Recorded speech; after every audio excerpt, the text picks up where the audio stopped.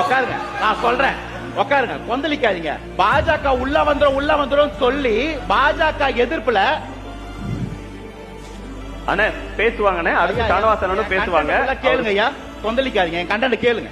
முதல்ல ஃபுல்லா கேளுங்க. கலாய்க்கல. என் கேள்வி கோபத்தின் வெளிப்பாடு. என் கேள்வியை உள்வாங்குங்க. இப்படி எதிர்த்து கேள்வி கேட்டாலே திரும்ப பாஜக உள்ள வந்துரும் பேசாதன்னு சொல்றதுதான் இங்க நடந்துட்டு இருந்த அரசியல். 3 இருந்து 18% எப்படி தெரியுமா வந்துச்சு?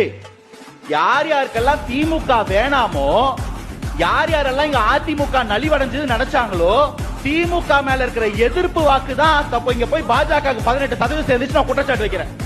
இது 2024 கணக்கு. இன்னைக்கு இருக்கிற திமுக ஆன்டி இன்கம்பன்சிக்கு தாவேக்கான ஒரு மாற்று வாய்ப்பு இல்லைன்னா என்ன நடந்திருக்கும்? ரொம்ப சிம்பிள்.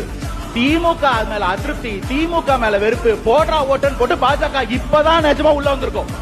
வரவிடாம தடுக்கிறதுக்கு இந்த மண்ணோட அரசியலை கொண்டு முன்ன வந்து நின்றுட்டு இருக்கோம். கொள்கை எதிரியா அறிவிச்சுட்டு பாஜக கொள்கை போடணும்னு நினைக்கிறவங்க இப்ப தாவேக்காஸ் போடுவாங்களா? இல்ல, திமுக வேணாம் நினைக்கிறவங்க தாவேக்காஸ் போடுவாங்க. திமுக வேணாம் நினைக்கிறவங்களுக்கு பாஜக இப்ப ஆப்ஷன்லயே கிடையாது. திரும்ப 3% அனுப்புறோம்.